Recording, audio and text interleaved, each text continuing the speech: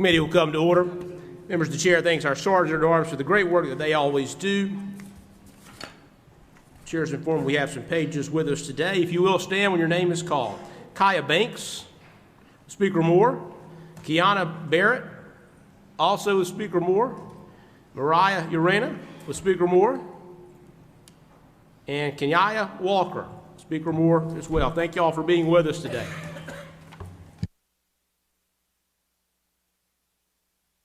Members, we're going to start today with House Bill 190.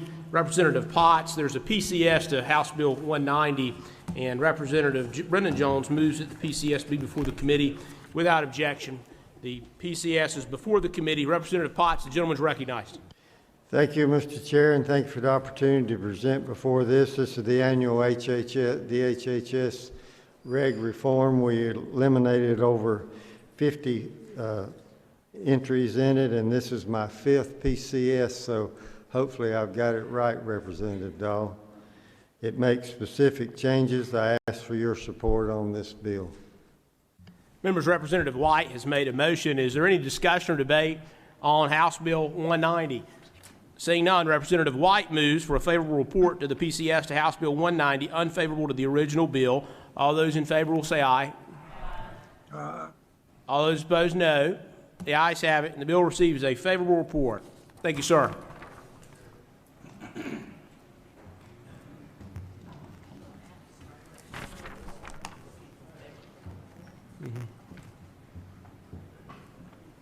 Representative Ross. Chair is going to move now to House Bill 124. The gentleman is recognized to speak to House Bill 124. Try that again. Thank you, Mr. Chairman. House Bill 124 is an act to add the Haw River Trail to the state trail system. Now, I grew up on the Haw River, and I could probably stand here and talk for a very long time on the beauty of the Haw River and the massive amounts of work that have been done over the recent years to clean it up and what it looks like now as compared to what it did when I was a kid. But I won't do that because I know you have a long agenda. Mr. Chairman. But what this does is this takes the trail from Rockingham County all the way through Guilford. Representative Ross, hold on 1 second. Suspend. Representative Torbett is For a motion at the appropriate time, Mr. Chairman. Members, is there any discussion or debate on the bill? Representative Ross, seeing none, if the gentleman would like, it looks like things are going his way. Representative Torbett moves for a favorable report. All those in favor will say aye. Aye. All those opposed, no. Ayes have it. The bill receives a favorable report. Thank you, sir. Thank you, Mr. Chairman. Members, we're going to move now to House Bill 180. Representative Pless, the gentleman is recognized to speak to House Bill 180. Thank you, Mr. Chairman. Committee, what this is Haywood County does Elk Festival every year, and the elk for Western North Carolina was originally introduced and penned in Haywood County, and they would like the designation as the elk capital.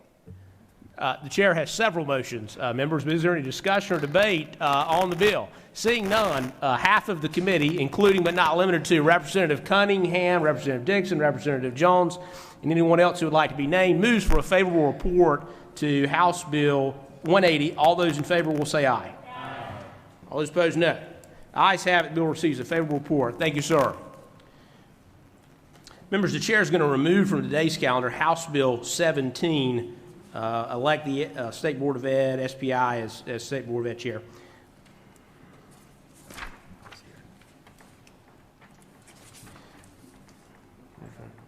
Members, we're going to move to House Bill 248. Representative Kidwell. Gentleman's recognized.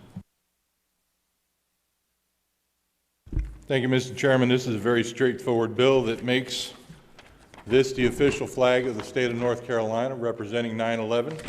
Turn it to the back for the folks in the back. If you'd like, I can go through what each line means on the flag, or I'll just wait for a motion for a favorable report. Representative Dahl. You said official flag For the state of North Carolina that may be flown, most particularly on 9/11. It's for remembrance of 9/11. Okay, but it's not going to replace the... No, ma'am. Okay. No. Just Remembrance clarification. Thank you for the question. Mr. Chairman. Representative Torbett. For a motion for approval, sir. Is there Is there further discussion or debate? Gentleman's recognized. Thank you, Mr. Chair.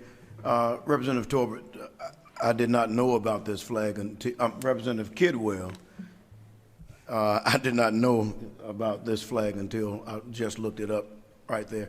My understanding is this flag will only be flown before the building on September 11th. That is the intention for government buildings, yes. For government buildings, okay, thank you. And I might add, it is not required, it's just available. Okay, thank you. Further discussion or debate on the bill? Hearing none, Representative Torbett.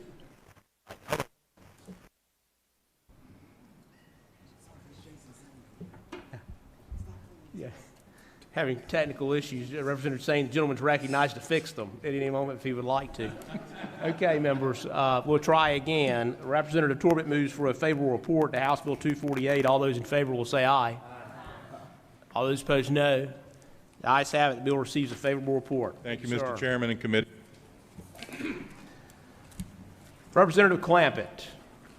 The gentleman is recognized to speak to House Bill 296. Thank you, Mr. Chairman, members of the committee. This is to recognize the Veterans History Museum of the Carolinas down in Brevard, North Carolina, in Transylvania County. Their attendance is 90% of visitors out of state. It is quite an impressive museum located next to the historic courthouse. They have had approximately 35,000 visits, being 90% first-time visits in 2022 on their website. They have continual education services in conjunction with Brevard College. And in this past year, I have had the opportunity for an international recognition there from the Finch Consulate to honor one of the veterans from World War II of their endeavors to rescue individuals that had been torpedoed by a U-boat in the practice for the landing of Normandy on D-Day. Mr. Chairman? So I would appreciate your support and a motion, Mr. Torbett. Or an enthusiastic motion. All right. Members, is there discussion or debate on the bill? Hearing none, Representative Torbett moves for a favorable report. All those in favor will say aye. Aye. All those opposed, no. The ayes have it. The bill receives a favorable report. Thank you, sir. Thank you, Mr. Chairman, members of the committee. Okay, members, we're going to move now to the bills that are being presented by members of this committee. Chair thinks we have all the other members taken care of. Representative Kyle Hall will do House Bill 168. The gentleman's recognized to speak from his seat. Thank you, Mr. Chairman. This is the agency bill for the Department of Natural and Cultural Resources. I know no opposition. I appreciate your support. Is there discussion or debate? Seeing none, Representative Brendan Jones moves for a favorable report. All those in favor will say aye. Aye. All those opposed, no. The ayes have it. The bill receives a favorable report. House Bill 210. There is a PCS to House Bill 210, and Representative Jones moves that the PCS be before the committee. Without objection, PCS will be before the committee. Representative Bell, the gentleman's recognized to speak to the bill. Thank you, Mr. Chairman. Members, House Bill 210 reduces the barriers for state employment. The PCS was actually request from the State Office of Human Resources Commission to make the language compatible to what they do day in and day out. I know of no opposition. There's a companion bill in the Senate, and even the governor enjoyed it so much he did an executive order. So I think it's a good process. Members, is there discussion or debate on the bill? Gentleman's recognized. Representative Reeves. Just a question of Representative Bell. So I want to make sure I heard correctly. So we're doing this bill because you felt that the governor was so enthusiastic and in support, you want to support the governor? So I think it's the other way around. I think the governor was so enthusiastic about supporting this bill that he did an executive order to comply. And then the Senate took it and ran with it because they were more excited about it than we were. Okay, I'll just make sure who was excited about what. Thank you. I think everyone's excited. It's all about jobs. Excited to adjourn this committee. Members, is there any discussion or debate on the bill? Seeing none, Representative Reeves moves for a favorable report to the PCS to House Bill 210, unfavorable to the original bill. All those in favor will say aye. All those opposed, no. Ayes have it. The bill receives a favorable report. Members will move to House Bill 142 now. This is Representative Torbett's bill.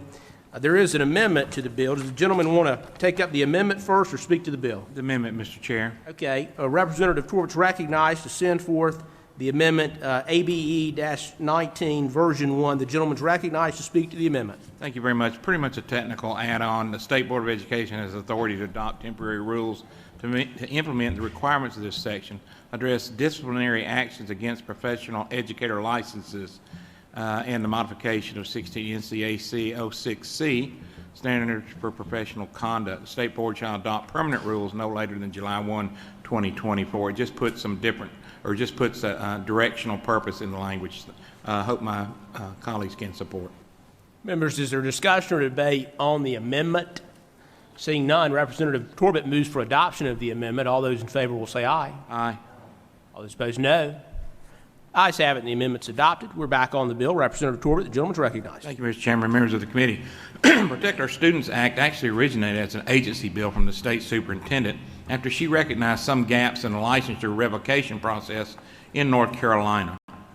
We have seen more than 120 instances of sexual misconduct involving students, resulting in license suspensions, revocations, or surrenders over the last several years, averaging more than 20 a year. And to clarify, these numbers only include licensed education professionals, do not currently include other personnel who are actually on the school grounds. Therefore, if someone employed by a school, such as bus driver, coach, or teacher's assistant, who wouldn't have a teaching license commits one of these offenses, they will not be reflected in the 20 per year number. This seems to be increasing over the years, which is why I'm bringing this bill forward. This actually just raises the penalty as it is to a Class G felony. Some of the reasons we feel like this is exacerbated over the last several years, of course, is the advent of handheld devices in the classrooms and the like. Also, it addresses grooming, where unfortunately someone that is out to do bad will purposely engage in a student in the attempt to get them groomed, as you would, to a point when they exit the school, then a relationship could begin. I honest to God, wish I didn't have to present this bill, but it will take care of some serious issues we see and hopefully curtail any in the future. I would sit for any questions. Hope all of my members of the committee can support this bill. Thank you, Mr. Chairman. Members, is there discussion or debate on the bill? Seeing none, Representative Hardister moves for a favorable report to House Bill 142 as amended, rolled into a new PCS, unfavorable to the original bill. All those in favor will say aye. Aye. All those opposed, no. The ayes have it. The bill receives a favorable report. Members, the last bill on our calendar today is House Bill 347. Representative Sane, the gentleman is recognized, and he can speak from his seat if he so wishes, to speak to House Bill 347. Thank you, Mr. Chairman. Thank you, members of the committee. You do have before you the PCS for House Bill 347. What we have done, and is if you've been in the three different committees that it's been to, you've heard the explanation. I'll briefly go through that, but not to belabor the point. I think most folks are familiar with the bill. It is an act to authorize and regulate sports wagering on professional and college sports in North Carolina. It is a bipartisan bill. You have 2 Republicans and 2 Democrats who are on the bill, but we also have 52 other co-sponsors representing both parties.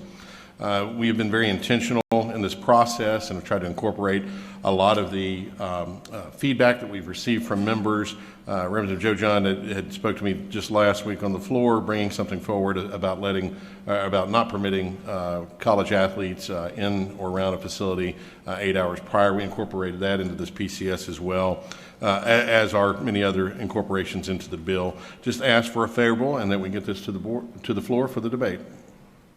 Members, the chair failed to put the PCS before the committee. Representative Sane moves that the PCS be before the committee, and without objection, the PCS will be before the committee. Members, is there any discussion or debate on the PCS? Seeing none, Representative Bell moves for a favorable report to the PCS to House Bill 347, unfavorable to the original bill. All those in favor will say aye. Aye. All those opposed, no. No. Ayes have it. The bill receives a favorable report. And members, the chair believes that's it for today.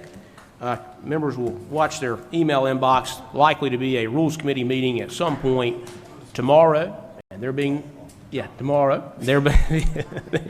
Well, this is enough for one day. Remember, there being no further business before the committee is now adjourned.